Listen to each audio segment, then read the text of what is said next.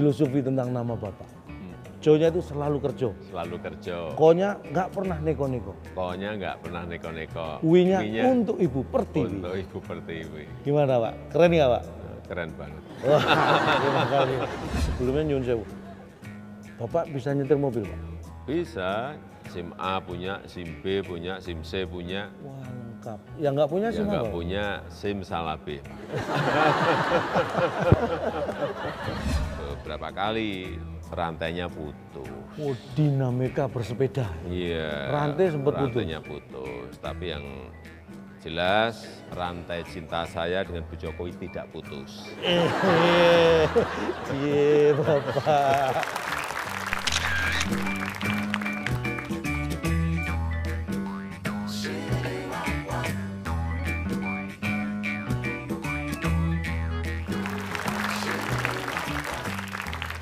Jika Anda ingat seseorang yang sangat ramah, dengan senyuman yang sangat sumringah, kemudian ke kampung-kampung belusukan yang semua dianggap rumah, tak pernah mengeluh walau terkadang lelah. Seperti melihat auman singa, ia tidak pernah membiarkan kemiskinan menganga. Bersalaman dan berfoto bersama rakyatnya, semua seperti keluarga. Membangun infrastruktur yang terukur untuk semua lapisan masyarakat dan segala umur agar rakyatnya makmur. Karena Indonesia harus maju, tidak ada pilihan untuk mundur. Pemirsa, inilah wawancara eksklusif saya bersama Presiden Republik Indonesia, Bapak Insinyur Haji Joko Widodo. Bagaimana Bapak? Saya terlalu serius nggak Pak ini Pak tadi Pak? Pantes nggak maksudnya? Serius tadi, terlalu serius tadi. Padahal saya bermaksud tadi supaya cair aja Pak. Karena kalau dengan Bapak saya nggak serius nanti. Tapi begini Bapak, ini saya melihat ini Bapak ya menggunakan kostum sekarang, ini baju kebesaran Bapak lah saya anggap, baju putih. Kalau saya melihat makna dari baju putih itu menurut saya Pak ya, itu bukan hitam. Gimana Pak? Apakah Bapak setuju Pak? Ya, yang jelas benar putih itu bukan hitam, tapi untuk saya ya putih itu dilihat bersih, kemudian kalau beli ke toko juga lebih murah gitu. Bersih dan lebih murah, itu kuncinya Pak. Mengawali tugas rutin apa Pak? Ada mungkin hal yang harus Bapak lakukan sebelum mengawali pagi itu, setelah tidur bersiap untuk bertugas. Kalau pagi subuh, Sholat subuh. Ada minuman-minuman tertentu Pak, saya dengar kan Bapak itu dekat sekali dengan jamu. Itu setiap hari Pak?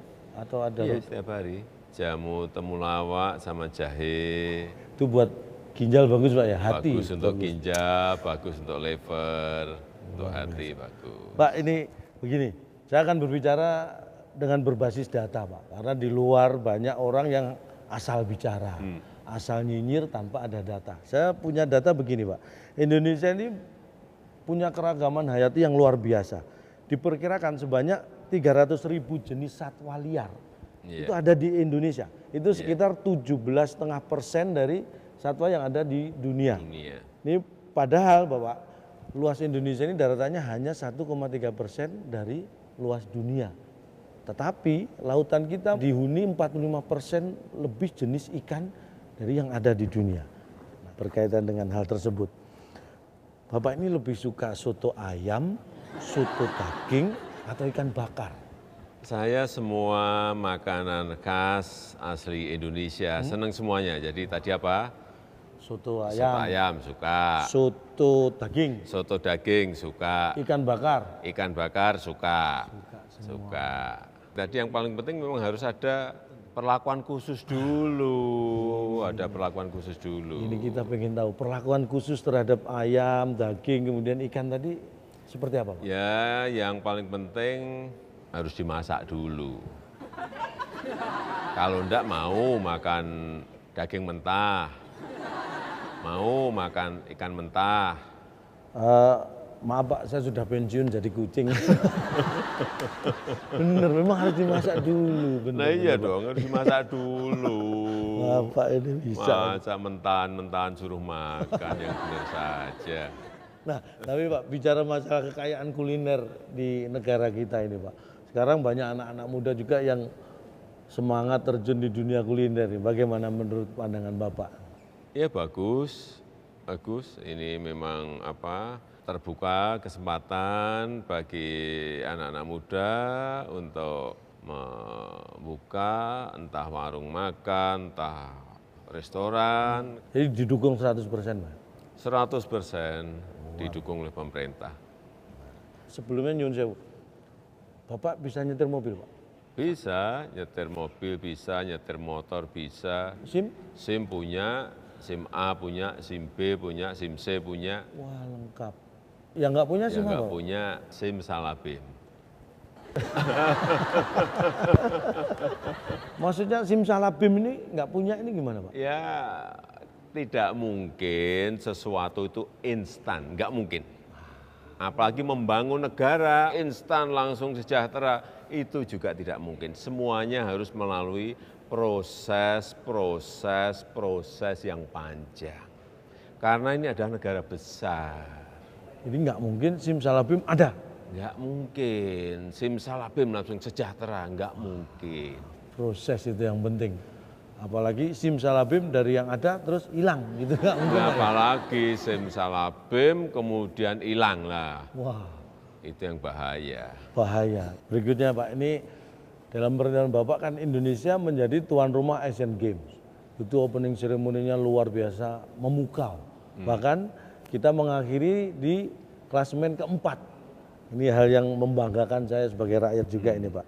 Nah pertanyaan saya terkait dengan Asian Games dan olahraga di Indonesia ini Pak. Pernah nggak Bapak dulu waktu kecil pernah dimarahin gara-gara main bola memecahkan kaca tetangga? Pernah nggak? Nggak pernah. Wah berarti Bapak ahli ini menggiring bola. Nggak pernah mecahin itu Pak? Enggak, karena biasanya kalau main bola saya itu jaga gawang. Kiper. Nangkepin bola, Menyelamatkan bola, menyelamatkan bukan bola, membuang-buang bola. bukan membuang bola, apalagi sampai memecahkan kaca tetangga orang, enggak. Ada filosofinya Pak itu, menyelamatkan gawang supaya tidak bobol. Ya sama seperti mengelola negara ini sama, harus bisa mengelola ekonominya, harus bisa mengelola keamanannya, harus bisa mengelola politiknya sehingga tidak kebobolan. Ya, untungnya saya punya pengalaman masa kecil jadi kiper. Iya bener Pak. Mungkin banyak yang cuma jadi penyerang Pak ya. Menyerang terus lupa menjaga gawang. Kalau Bapak menjaga, karena menjaga gawang itu prinsipnya menjaga bangsa juga. Betul. Jangan sampai kebobolan. Saya punya ini Pak, filosofi tentang nama Bapak. Jokowi itu ada mananya Pak, menurut saya Pak. Jo-nya itu selalu kerja. Selalu kerja. Ko-nya nggak pernah neko-neko. Ko-nya nggak pernah neko-neko. Wi-nya untuk Ibu Pertiwi. Untuk Ibu Pertiwi. Gimana Pak? Keren nggak Pak? Keren banget. Wah, terima kasih. Saya 3 hari 3 malam nggak tidur tuh Pak.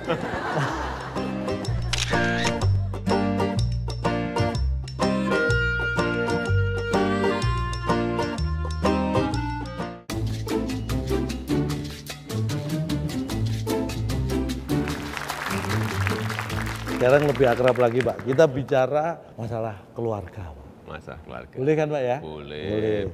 Ini saya dengar Bapak dulu sering boncengan naik sepeda motor sama Ibu. Ini betul Pak ya? Iya benar, Nah, benar. Rantainya dulu pernah putus atau enggak Pak? Ini rantai sepedanya Pak. Itu yang pertama. Jadi dulu awal-awal saya dengan Bu Jokowi itu saya ajak pertama kali janjian makan bakso. Nah, Bakso. naik sepeda. Naik sepeda. Kemudian setelah itu saya ulang lagi, saya ajak lagi sepedaan. Sepeda yang ondel itu maksudnya Pak ya? Sepedaan itu, setelah yang kedua sepedaan itu, saya sudah yakin bahwa Bu Jokowi itu senang dengan saya, udah kena ini. Gitu.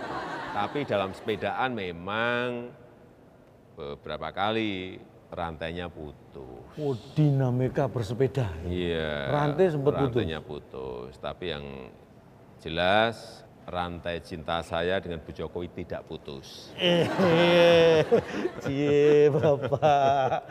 Rantai sepeda boleh putus, tapi rantai cinta Tidak boleh. tidak boleh putus. Luar biasa. Wah, kalau saya jalan-jalan ke mall itu Pak, bukan pamer Pak ya. Istri itu selalu saya gandeng loh Pak. Kenapa? Pak, karena kalau saya lepas dia belanja nggak karuan Pak. Pertimbangan ekonomis Pak.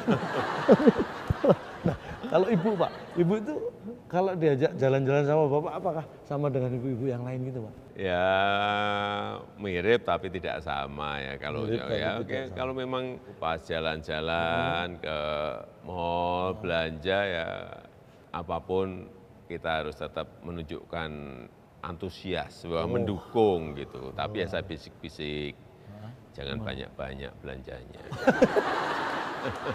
Jangan banyak-banyak belanjanya, jangan lama-lama, kaki sudah pegel gitu. Nah, lebih lagi nih Pak, Bapak ini kan terkenal dekat dengan putra-putra, anak putra-putri Bapak lah, anak-anak Bapak. Tapi semenjak ada Jan Etes, ini Bapaknya, Bapak lebih sering terlihat dengan Jan Etes daripada dengan anak-anak. Benar Pak ya? Iya, Nah, betul. itu menguasai Jan Etes ketika rewel itu seperti apa Pak? Ketika rewel, ya saya ajak jalan-jalan, dia itu tugasnya MC ya itu. Harusnya kan MC itu saya Master of Ceremony gitu Pak. Enggak, kalau MC ini ngomong cucu, seperti itu. Ngomong cucu. Nah, kalau misalnya di Istana Bogor gini jalan-jalannya Diajak memberi makan ikan, diajak memberi makan kambing, diajak memberi makan rusa. memberi makan. Iya, diajak memberi makan kuda, ini kan hewannya banyak banget. Tapi kalau jangan deket-deket dengan saya Pak. Nanti saya takutnya kalau Jan Etes deket saya malah rewel Pak. Kenapa? Nanti malah rewel takut saya beri soal teka-teki sulit Pak. Nah Pak, cucu sudah 2 kan Bapak ya? Sudah 2, Jan Etes sama yang putri Sedah Mirah. Ya alhamdulillah sudah laki dan sudah perempuan. Nah ini Pak, tadi kan Ibu belum diartikan namanya Pak. Saya punya arti nama untuk Ibu Pak. Ibu Iriana. Ya, Iriana. Inginnya. inginnya. Itu Republik Indonesia. Ana. Aman dan sejahtera di mana-mana. Keren lagi Pak ya. Wah, keren banget. Terima kasih. Pokoknya kalau urusan nama serahkan saya Pak. Saya dulu anak saya kan saya kasih nama Jonathan. Artinya? Nah ini proses kelahirannya Pak. Dulu waktu mau melahirkan posisi di rumah istri saya Pak. Siang-siang Pak di Jakarta saya bawa pakai mobil ke rumah sakit gara-gara macet waktu itu Pak. Waduh anak saya lahir di jalan. Makanya Jonathan. Apa itu? Brojol karena kemacetan. Nah, Pak, tadi saya ingat Bapak menyebut makanan yang dipilih saat PDKT dengan Ibu itu bakso. Bakso ya, bakso. Padahal kan banyak makanan Pak, kenapa jatuh pilihan pada bakso itu? Bakso ini yang pertama ya pas untuk saya saat itu dan murah. Pas secara porsi dan secara harga berarti. Betul, pas dan murah. Ya coba kalau misalnya saya dengan Bu Jokowi, saya ajak makan nasi tumpeng, wah, ya, Bu Jokowi kekenyangan. Nanti PDKT malah dikira bersih desa ya Pak, ya? Selamatan. Ya, yang pas itu ya bakso. Dan bakso itu kearifan lokal. Bakso itu bulat. Ada maknanya. Tekad bulat kita berdua untuk membangun rumah tangga yang bahagia, menjadi satu terus. Wah, luar biasa. Mulai sekarang saya akan beri makan bakso, Pak. Supaya kita bisa bersatu, Pak.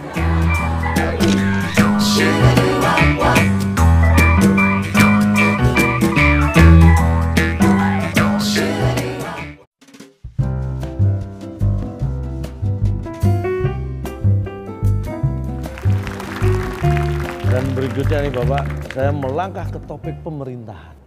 Wah, ini Bapak ini kan saya kenal dulu menjadi wali kota, kemudian gubernur, dan sekarang adalah Presiden Republik Indonesia. Itu pengalaman yang sangat luar biasa menurut saya Pak. Padahal kalau saya nih Pak, terus terang ini curhat Pak ya, saya pengen jadi RT aja 2 periode ini gagal terus.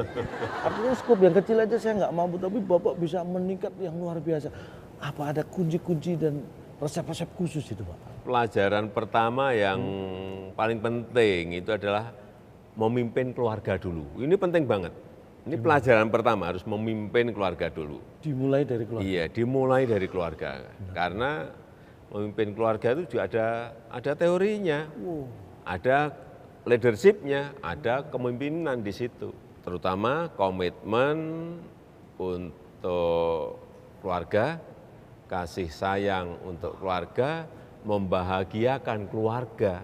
Ya sama kalau kita pas jadi wali kota, jadi gubernur, jadi presiden, ya bagaimana komitmen kita untuk memberikan kasih sayang, membahagiakan rakyat kita, membahagiakan masyarakat kita. Dan ketika melihat rakyat bahagia, apa yang Bapak rasakan? Ya sama, ya tentu saja sangat bahagia kita, sangat senang kita. Nah berikutnya Pak, ini mohon maaf, di luar sana itu saya sering mendengar, infrastruktur itu tidak bisa dimakan. Ya memang betul, infrastruktur itu kita bangun bukan untuk dimakan. Iya dong, masa orang disuruh makan aspal, Makan semen. orang suruh makan semen, ya kan tidak seperti itu. Infrastruktur memang tidak untuk dimakan. Tidak untuk dimakan, tapi infrastruktur ini bisa mendekatkan makanan dengan masyarakat. Infrastruktur ini bisa membuka lapangan kerja. Infrastruktur bisa mempercepat mobilitas barang, mobilitas orang, sehingga semua menjadi lebih mudah, menjadi lebih murah. Kalau hanya kayak simsalabim ini murah, simsalabim ini menjadi terbuka lapangan pekerjaan, nggak ada itu. Ada caranya. Dengan infrastruktur yang baik, maka semuanya akan menjadi mudah dan murah, begitu Pak ya? Betul. Goalnya ke sana. Mohon izin sebentar Pak ya. Mikir. Nah berikutnya Bapak, ini kan Bapak gencar membangun infrastruktur. Tetapi ada sebagian masyarakat kita juga yang punya pemikiran, kenapa uang sebanyak itu untuk membangun infrastruktur, kenapa nggak dibagi langsung aja buat mereka. Nah ada yang berpikir begitu Pak, gimana nih kalau menurut Bapak? Ini sama ya, kayak kita berumah tangga ya, Iya. habis nikah berumah tangga, dan kita ingin memiliki rumah. Rumah. Ya.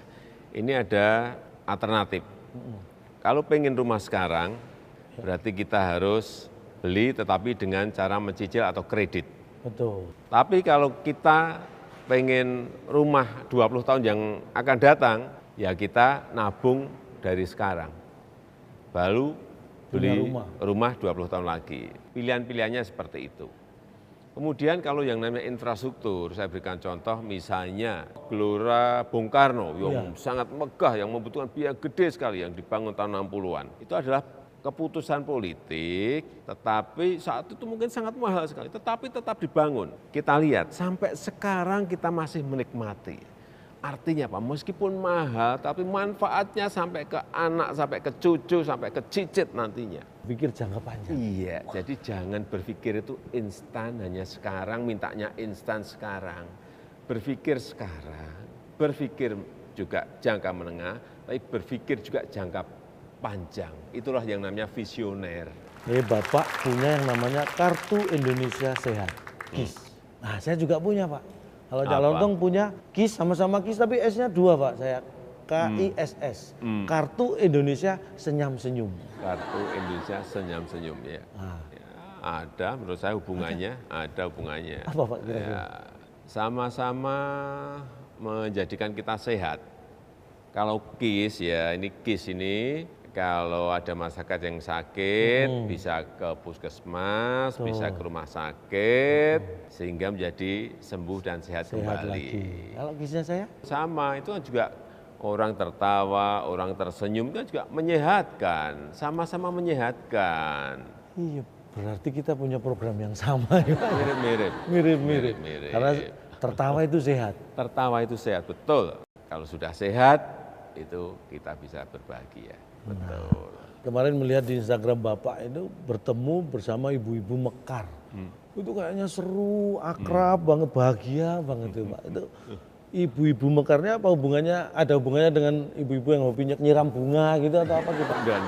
Enggak ada ya? Program Mekar ini sudah dimulai 2015. Mekar itu adalah membina ekonomi keluarga sejahtera. Dan sampai sekarang anggotanya, nasabahnya sudah 4.100.000.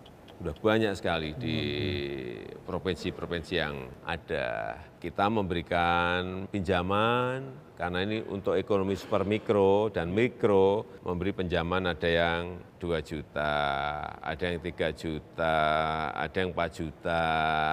Yang saya senang setiap bertemu dengan ibu-ibu Mekar ini adalah ada yang cerita, Pak, saya dulu jualan keliling, sekarang punya warung di pasar, kita seneng. Ya. Ada juga, Pak, saya dulu jualan di warung, jualan pempek, setelah mendapatkan Mekar, program Mekar, kita sekarang sudah punya 2 warung, bukan jualan pempek saja, tapi jualan gorengan dan nasi uduk. Nah, ini memang ekonomi super mikro, ekonomi mikro. Inilah saya kira program-program untuk ekonomi rakyat yang real dan betul-betul kita kerjakan. Selama 4 tahun kita memang tidak mengangkat program Mekar ini, karena memang kita evaluasi, kita koreksi ya, baru 2019 ini mulai kita angkat bahwa program Mekar ini sangat bermanfaat untuk rakyat kita.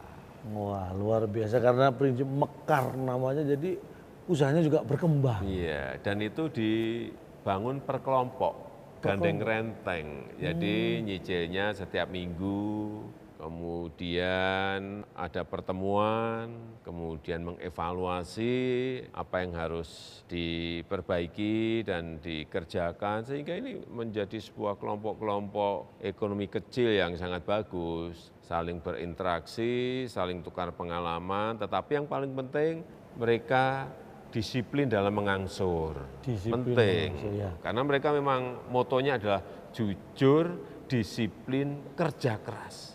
Ini adalah perempuan-perempuan pekerja keras, perempuan-perempuan yang pantang menyerah. Dan saya melihat di lapangan begitu sangat membanggakan sekali. Ibu-ibu Mekar, apa mungkin nanti dikembangkan, ada nggak program rencana nih, bapak-bapak Mekar gitu Pak? Kalau ada saya tertarik ini Pak, kan saya nggak bisa ikut ibu-ibu Pak, masa saya jadi ibu-ibu Mekar? Memang untuk ibu-ibu ini yang pengalaman kita 4 tahun, ibu-ibu ini memang lebih disiplin dalam mengangsur. Sehingga laporan akhir tahun 2018 kemarin, non-performing loan, jadi pinjaman yang tidak balik itu dapat tidak ada, hanya 0,1%. Padahal yang normal itu 2,5 atau 3%, ini hanya 0,1%. Artinya mereka betul-betul disiplin mengangsur, Tertib Pak ya. tertib mengangsur, ini yang kita senang. Saya ingin tahu, kalau cita-cita Bapak itu apa? Bangsa ini, bangsa kita ya, juga memiliki mimpi besar, memiliki cita-cita besar. Sesuai dengan konstitusi kita, yaitu mewujudkan masyarakat adil dan makmur. Ya itulah yang juga saya impi-impikan, membangun negara ini, membangun infrastruktur yang merata di seluruh tanah air, dari Sabang sampai Merauke, dari Miangas sampai Pulau Rote. Terima kasih sudah memberi kesempatan waktu buat saya untuk mengobrol dengan Bapak. Ini hal yang luar biasa, dan mudah-mudahan ini memberikan semangat baru bagi kita. Dan yang jelas, saya sebagai pribadi, masyarakat Indonesia dan masyarakat Indonesia lain, kita punya cita-cita yang sama, menjadikan bangsa ini menjadi lebih besar. Untuk itu kita bantu Presiden kita mencapai cita-citanya. Terima kasih. Wassalamualaikum warahmatullahi wabarakatuh. Oke.